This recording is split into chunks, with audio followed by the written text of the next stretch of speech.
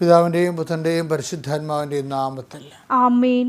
അമ്മേ പരിശുദ്ധമ്മേ, അമ്മേ പരിശുദ്ധമ്മേ, ദൈവമാതാവേ, ദൈവമാതാവേ, കൃപാസനത്തിലൂടെ ഞങ്ങൾക്കും ഞങ്ങളുടെ ദേശത്തിനും അമ്മ മധ്യസ്ഥം തേടി തന്ന എല്ലാ അനുഗ്രഹങ്ങൾക്കും കൃപകൾക്കും ഞങ്ങളിപ്പോൾ ഹൃദയം നിറഞ്ഞ നന്ദി പറയുന്നു. അമ്മേ പരിശുദ്ധമ്മേ, ദൈവമാതാവേ, 2004 ഡിസംബർ 7 ഉച്ചകഴിഞ്ഞ് 2:30 കൃപാസനത്തിൽ സംഭവിച്ച അമ്മയുടെ പ്രത്യക്ഷപ്പെടലിനെ കുറിച്ച് തിരുസഭയ്ക്ക് സമർപ്പിച്ചിരിക്കുന്ന പഠനരേഖകളുടെ മേൽ സഭാത്മകമായ പഠനം ആരംഭിക്കുവാൻ ഞങ്ങൾ അങ്ങയോട് താഴ്മയോടെ പ്രാർത്ഥിക്കുന്നു. അമ്മേ പരിശുദ്ധമ്മേ, ഭൂസ്വർലോകങ്ങളുടെ രാജ്ഞിയായ അങ്ങയ്ക്ക് ഭൗമസംരക്ഷണത്തിനായി പ്രപഞ്ചപ്രകൃതിയെ തന്നെ തിരുസഭ പ്രതിഷ്ഠിക്കുവാൻ ഈ പ്രത്യക്ഷീകരണം വഴി ഇടയാക്കണമേ. പരിശുദ്ധമ്മേ, ജപമാല മാതാവേ, സകല കൃപാസനം പ്രാർത്ഥനകളോട് ചേർത്ത് ഞങ്ങളിപ്പോൾ പ്രാർത്ഥിക്കുന്ന ഈ കുടുംബത്തിന്റെ പ്രത്യേക നിയോഗം പരമക്കളെ.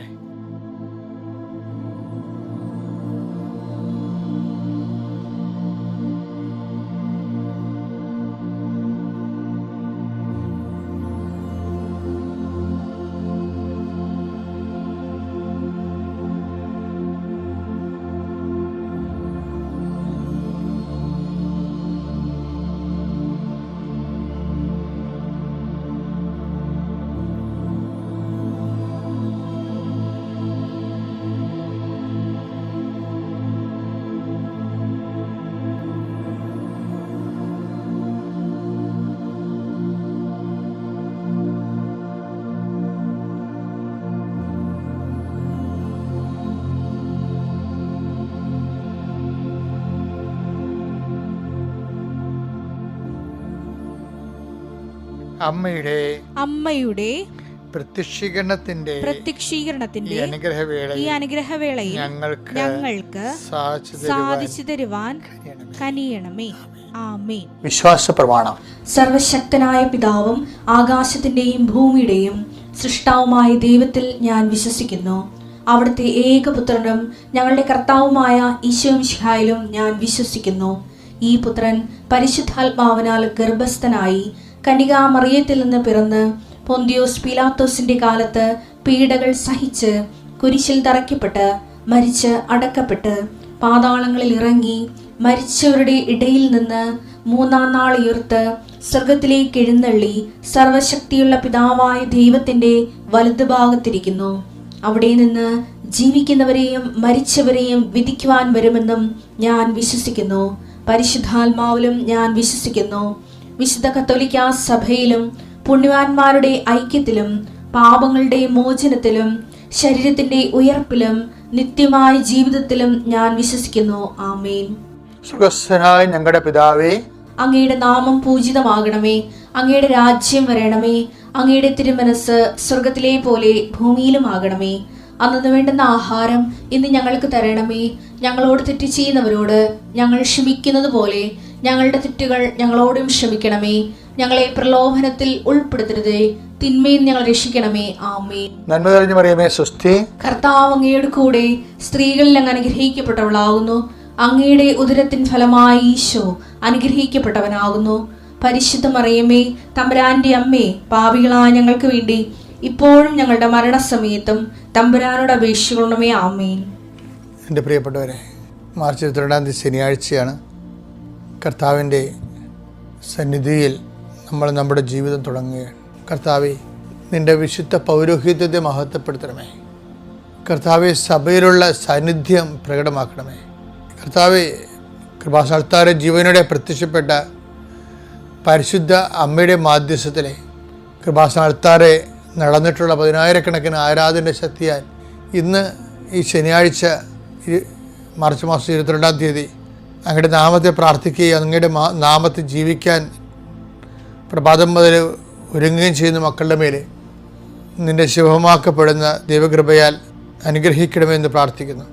കർത്താവെ, ജീവിതത്തിന് വരുന്നിട്ടുള്ള അബദ്ധങ്ങൾ, പലതരത്തിലുള്ള അബദ്ധങ്ങൾ വരും. ചില സമയത്ത് ഒപ്പിട്ട് കൊടുക്കും, പക്ഷെ നമുക്കത് പാലിക്കാൻ പറ്റാതെ വരും. ചില സമയത്ത് ചില തീരുമാനങ്ങൾ എടുക്കും, പകുതി വഴി എത്തും, പക്ഷെ നമുക്ക് മുഴുമിക്കാൻ പറ്റാതെ വരും. ചിലപ്പോൾ ആരെയും മുഷിപ്പിക്കണ്ടല്ലോ എന്ന് വിചാരിച്ചുകൊണ്ട് നമ്മൾ ഓരോരോ കാര്യത്തിന് ഒത്താശ ചെയ്യും. അവസാനം നമ്മളെ ഇതിലേക്ക് ചാടിച്ചവൻ തന്നെ ഇതെല്ലാം നമ്മുടെ മുതുകത്ത് വെച്ചിട്ട് അവൻ സ്കൂട്ടാകുകയും ചെയ്യും. ഇങ്ങനെ പല പല അബദ്ധങ്ങളിൽ ചെന്ന് മനുഷ്യരെ കുരുങ്ങുന്നുണ്ട്. കർത്താവേ, അതിനെല്ലാം രക്ഷിക്കാൻ വേണ്ടി നിനക്ക് മാത്രമേ കഴിയത്തുള്ളൂ. മനുഷ്യന്മാരുടെ ഉപദേശം, എല്ലാത്തിനു വേണ്ടി മനുഷ്യന്മാരുടെ ഉപദേശവും മനുഷ്യനെ ദൈവമായി കണ്ടുകൊണ്ട് നിങ്ങൾ പറഞ്ഞാൽ എനിക്ക് ദൈവം പറയണ പോലെയാണെന്നുള്ള പൊട്ടവാക്കുകളും പേവാക്കുകളും വിഡ്ഢിയായ മനുഷ്യൻ കെട്ടിയെഴുന്നള്ളിക്കുമ്പോഴേ ഓർക്കുക, യഥാർത്ഥ ദൈവത്തെയാണ് നിങ്ങൾക്ക് നഷ്ടപ്പെടുന്നതെന്ന്. കർത്താവ്, അങ്ങനെയുള്ള മിഥ്യാബോധങ്ങളിൽ നിന്ന് കർത്താവ് ഞങ്ങളെ നീ സംരക്ഷിക്കണമെന്ന് പ്രാർത്ഥിക്കുന്നു. കർത്താവെ, കുഞ്ഞുങ്ങളെ ഓർത്ത് പ്രാർത്ഥിക്കുന്നു. ലഹരിക്കടിപ്പെട്ട മക്കളെ ഓർത്ത് പ്രാർത്ഥിക്കുന്നു. അവരുടെ മാതാപിതാക്കന്മാരെ ഓർത്ത് പ്രാർത്ഥിക്കുന്നു. അവരെല്ലാം സന്ധിക്കണമേ, സമാധാനപ്പെടുത്തണമേ. നിൻ്റെ കൃപയാൽ അവരെ അതിനെല്ലാം വിടുവിച്ചുകൊണ്ട് കുടുംബത്തിന് സമാധാനം നൽകണമെന്ന് പ്രാർത്ഥിക്കുന്നു. ജീവിതം തകർന്നു പോയി, മുടിഞ്ഞു പോയി, ഇനിയിപ്പോൾ അങ്ങോട്ട് പോട്ടെ എന്ന് വിചാരിച്ചുകൊണ്ട് വെറുതെ നിന്ന് കൊടുത്തിട്ട് ഒഴുക്കിൻ്റെ കൂടെ അങ്ങോട്ട് ഒഴുകിപ്പോകുന്ന പോലെ മനുഷ്യന്മാർ നശിച്ച് പോകുന്നുണ്ട്. അവർക്ക് അങ്ങനെ തന്നെ വേണമെന്ന് പറഞ്ഞ് കണ്ടു നിൽക്കുന്നവർ ശപിക്കുകയും നമ്മുടെ തകർച്ചയെ കൈയടിച്ച് പ്രോത്സാഹിപ്പിക്കുകയും ചെയ്യുന്ന മാനസികാവസ്ഥ ഉള്ളവരുണ്ട്. അതുകൊണ്ട് തന്നെ പലപ്പോഴും ദൈവമില്ല, ദൈവത്തിന് പോലും എന്നെ വേണ്ട, എനിക്ക് ദൈവത്തിനെ വേണ്ട എന്ന് വിചാരിച്ചുകൊണ്ട് സ്വയം നിർജ്ജലീകരിക്കണ പോലെ ആധ്യാത്മികമായിട്ട് നിർജ്ജലീകരിക്കുന്ന ആൾക്കാരുണ്ട്. കർത്താവെ, എല്ലാവരെയും സമർപ്പിച്ച് പ്രാർത്ഥിക്കുകയാണ്. ഒരു കുടുംബത്തിന് വന്നിരിക്കുന്ന അബദ്ധം, വന്നിരിക്കുന്ന പെട്ടുപോയ അവസ്ഥകൾ, അതെങ്ങനെയാണ് അവിടെ കയ്യിരിപ്പ് കൊണ്ടാണെന്നൊക്കെ അവർക്ക് പശ്ചാത്താപം ഉണ്ടെങ്കിലും പക്ഷേ അതേസമയം ഇതിന് കരകയറാനുള്ള മാർഗമൊന്നും കാണുന്നില്ല. സാമ്പത്തികമായി കരകയറാൻ മാർഗം കാണുന്നില്ല. പല പല മരുന്നുകളും പല പല ലഹരി വിഷവസ്തുക്കളൊക്കെ കഴിച്ചിട്ട് ശരീരം പോയി നഷ്ടപ്പെട്ടിട്ട് ആ രോഗങ്ങളിൽ നിന്ന് കരകയറാൻ പറ്റണില്ല. ഇങ്ങനെ സ്വന്തം കഴിവിനെ കരകയറാൻ പറ്റാത്ത മക്കളെ സമർപ്പിച്ച് പ്രാർത്ഥിക്കുന്നു. ചില കൂട്ടുകെട്ടുകളിൽ ചെന്ന് അകപ്പെട്ടു, ചില ലൈംഗിക ബന്ധങ്ങളിൽ ചെന്ന് അകപ്പെട്ടു, പിന്നെ രക്ഷപ്പെടാൻ പറ്റുന്നില്ല. എന്നാൽ പിന്നെ മരണം വരെ ഇങ്ങനെ പോട്ടെ എന്ന് പറയുമ്പോൾ അങ്ങോട്ടും ഇങ്ങോട്ടും ആത്മഹത്യ ഭീഷണിയും അങ്ങോട്ടും ഇങ്ങോട്ടും കൊലപാതക ഭീഷണിയും അങ്ങനെ ചെന്ന് ചുഴിയിലകപ്പെട്ടു പോയ കുടുംബങ്ങൾ, അവരെ നീ കർത്താവ്, അമ്മേ, പരിശുദ്ധമ്മേ, ദേവമാതാവേ, ഈ പ്രാർത്ഥനയുടെ ശക്തിയാൽ ജീവിതം ഒടുങ്ങിപ്പോയവരെ, പോസ്കോ കേസ് അകപ്പെട്ടവരെ, അല്ലെങ്കിൽ ഞാൻ തെറ്റ് ചെയ്യാതെ തന്നെ എന്നെ ശിക്ഷിച്ചു, എന്നാൽ തെറ്റ് ചെയ്തിട്ട് കാര്യം എന്ന് പറഞ്ഞുകൊണ്ട് ഒരു ശിക്ഷ മേടിച്ചതിൻ്റെ പേരിൽ പുതിയ പുതിയ തെറ്റുകൾ ആവർത്തിച്ച് നിരാശപ്പെട്ട് വീണ്ടും തെറ്റിൽ തന്നെ മെഴുകി ജീവിക്കുന്നവരുണ്ട്. അവരെല്ലാവരും ഇപ്പോൾ സമർപ്പിച്ച് പ്രാർത്ഥിക്കുന്നു. എൻ്റെ കർത്താവിൻ്റെ ഉന്നതമായ നാമത്തിൽ സഭയുടെ അധികാരത്തിൽ പുതിയ സംരംഭത്തിന് വേണ്ടി ഒരുങ്ങുന്നവരെ ആശീർവദിക്കുന്നു. പുതിയ പഠനങ്ങൾക്ക് ഒരുങ്ങുന്നവരെ ആശീർവദിക്കുന്നു. പുതിയ യാത്ര ചെയ്യാൻ ഉദ്യമിക്കുന്നവരെ ആശീർവദിക്കുന്നു. പുതിയ ജീവിത രീതികളും പ്ലാനുകളും പദ്ധതികളും നടപ്പിൽ വരുത്താൻ വേണ്ടി പരിശ്രമിക്കുന്നവരെ ആശീർവദിക്കുന്നു. അവർ ചെയ്യുന്ന കാര്യങ്ങൾ അവർക്ക് അബദ്ധമാണെങ്കിൽ അതിനെ പിന്തിരിയാൻ വേണ്ടി പ്രാർത്ഥിക്കുന്നു. ദൈവത്തിൻ്റെ കൃപയാൽ നീ അനുഗ്രഹിക്കപ്പെടട്ടെ. ഗർഭിണികളെ ആശീർവദിക്കുന്നു. പ്രസവ വാർഡ് കഴിയുന്നവരെ ആശീർവദിക്കുന്നു. കുഞ്ഞുങ്ങൾക്ക് രോഗമാകുന്നവരെ ആശീർവദിക്കുന്നു. പലതരത്തിലുള്ള കുടുംബസമാധി ഇല്ലാത്തവരെ ആശീർവദിക്കുന്നു. ഭർത്താവും ഭാര്യയും പിരിഞ്ഞു നിൽക്കുന്നവരെ ആശീർവദിക്കുന്നു. കർത്താവിൻ്റെ കരുണ അവർക്ക് ആവശ്യിക്കുകയും ഒരുമിച്ച് ജീവിക്കാൻ അവർ സഹായിക്കുകയും ചെയ്യട്ടെ. ജീവിക്കാൻ മാർഗമില്ലാത്തവരും തൊഴിലില്ലാത്തവരും ചെയ്യുന്ന തൊഴിലിൽ കടം കയറി മുടിഞ്ഞവരെയും ഇനി എന്ത് ചെയ്യണമെന്ന് അറിയാൻ പറ്റാതെ പരസ്പരം വെറുക്കപ്പെട്ടവരായിട്ട് കുടുംബത്തിൽ തന്നെ ജീവിക്കണോ വേണ്ടോ എന്ന് ഓർത്തിട്ട് വിഷമിക്കുന്ന പ്രാർത്ഥിക്കുന്നു. ദൈവത്തിൻ്റെ കരുണ, ദൈവത്തിൻ്റെ ശക്തി, 39 വർഷം ഞാൻ അർപ്പിച്ച കൃപാനയുടെ യോഗ്യത, കൃപാസ്ഥാനത്താറെ ജീവനുടെ പ്രത്യക്ഷപ്പെട്ട പരിശുദ്ധ അമ്മയുടെ മാധ്യസ്ഥലെ ഞാൻ നിന്നെ ആശ്രയിക്കുന്നു, നിൻ്റെ കുടുംബത്തെ ആശ്രയിക്കുന്നു. നിൻ്റെ തകർന്നുപോയ മനസ്സിനെയും കടങ്ങൾക്ക് പതുക്കെ കടങ്ങളായിട്ട് സമാധാനം കിട്ടാത്ത ജീവിതാവസ്ഥകളെ ഞാൻ ആശ്രയിക്കുന്നു. എൻ്റെ കർത്താവിൻ്റെ ഉന്നതമായ നാമത്തിൽ സഭയുടെ അധികാരത്തിൽ കുരിശിൻ്റെ അടയാളത്തിൽ ദൈവശക്തിയാൽ അനുഗ്രഹിക്കപ്പെടുകയും വീണ്ടെടുക്കപ്പെടുകയും ചെയ്യട്ടെ. നിത്യപിതാപുത്രനും പരിശുദ്ധാത്മാവിനെ നീക്കാമേൻ. എൻ്റെ പ്രിയപ്പെട്ടവരെ, നമ്മളെ ബൈബിളിൽ കഴിഞ്ഞ പുസ്തകങ്ങൾക്ക് കർത്താവ് എന്നോട് പറയുന്നൊരു ശുഭമാക്കുമെന്ന് പറയും. ഇത് പറയാൻ തുടങ്ങിയിട്ട് ഒരു 1.5 മാസമായി. ശുഭമാക്കുക എന്നുള്ള വിഷയം ദൈവത്തിൻ്റെതാണെന്നാണ് എന്നോട് പരിശുദ്ധാത്മാ പറഞ്ഞത്.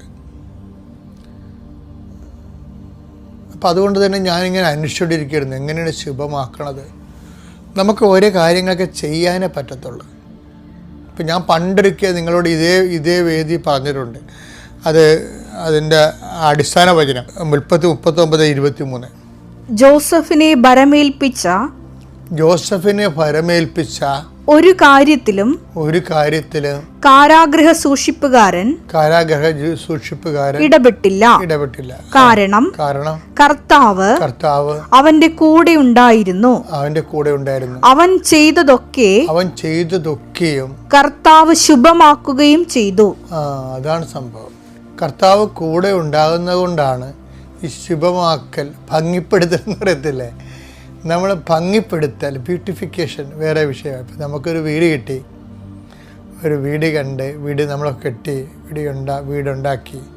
അപ്പോൾ നമ്മൾ ചിന്തിക്കും, നമുക്ക് കാശുണ്ട്, അല്ലെങ്കിൽ ലോൺ കിട്ടും, പിന്നെ നമ്മുടെ നല്ല എൻജിനീയർ നമ്മുടെ കൈവശമുണ്ട്, സാധനങ്ങൾ നമുക്ക് വില കുറച്ച് കിട്ടും, സ്ഥലമുണ്ട്, കാറ്റ് പിടിച്ചുള്ള സ്ഥലമാണ്, ഇതെല്ലാം നമുക്കുണ്ട്. നമുക്ക് ആവശ്യത്തിന് ബുദ്ധിയും അധ്വാനിക്കാനുള്ള കഴിവും പണമൊക്കെ ഉണ്ടെങ്കിലും ആക്കുക എന്ന് പറയുന്നത് ദൈവത്തിൻ്റെ കയ്യിലാണ്. ഈ ശുഭമെന്ന് പറയുന്നത് നമ്മൾ സിനിമയൊക്കെ തീരുമ്പോഴേ ഇപ്പം എന്ത് സമയം ഈ അവസാനമൊക്കെ ഉണ്ടല്ല, ശുഭമെന്നും എഴുതി കാണിക്കും. ഇപ്പം എഴുതി കാണിക്കണില്ല, കാര്യം ശുഭമല്ലല്ലേ. ഇപ്പോഴത്തെ സിനിമയൊന്നും അവസാനിക്കുന്നത് ശുഭമല്ലല്ല. അതുകൊണ്ട് അവർക്കറിയാം ശുഭമല്ലാതെയാണ് അവസാനിക്കണമെന്ന്. പണ്ട് എഴുതി കാണിക്കുന്നത് ശുഭമെന്ന്. ഈ ശുഭമെന്ന് എഴുതി കാണിക്കുന്നത് എപ്പോഴാണ്? അവസാനമാണ് എഴുതി കാണിക്കുന്നത്. ഒരു മനുഷ്യൻ്റെ ജീവിതം ശുഭമാണോ അശുഭമാണോ എന്ന് അവസാനമേ അറിയാൻ പറ്റത്തുള്ളൂ. എനിക്കറിയാവുന്ന ഒരു സഹോദരൻ ഉണ്ടായിരുന്നു. അപ്പോൾ ഞങ്ങളുടെ കുഞ്ഞുനാളിലൊക്കെ അവിടെ നിന്ന് ഞങ്ങളുടെ നാട്ടിൽ ആരും അമേരിക്ക പോകത്തില്ല. അന്ന് അമേരിക്ക വെച്ച് കേട്ടില്ല, എല്ലാവരും പോകേണ്ട പേർഷ്യ എന്നാണ് പറയണത്. പേർഷ്യയിൽ പോകണത്, പിന്നീട് ഗൾഫ് എന്ന് പറയാൻ തുടങ്ങിയത്. അപ്പോൾ 70-കളിലൊക്കെ ആൾക്കാർ പേർഷ്യ എന്നാണ് പറഞ്ഞുകൊണ്ടിരുന്നത്. 80-കളിലാണ് പിന്നീട് ഗൾഫ് എന്നൊക്കെ പറയാൻ തുടങ്ങിയത്. അപ്പോൾ കുറേ ഇറാനും ഇറാഖും അല്ലാതെ വേറെ രാജ്യങ്ങളൊക്കെ വന്നപ്പോൾ ഗൾഫ് കൺട്രീസ് വന്നു. അപ്പോൾ ആദ്യം ആൾക്കാർ പോയിക്കൊണ്ടിരുന്നത്, അതൊക്കെ മുമ്പ് പോയിക്കൊണ്ടിരുന്നത് ബെർമയിലാണ്, അതൊക്കെ മുമ്പ് പോയിക്കൊണ്ടിരുന്നത് കൊളംബിലാണ്. ആൾക്കാരൊക്കെ എല്ലാ കാലം ഇങ്ങനെ പോയിക്കൊണ്ടേ ഇരിക്കും.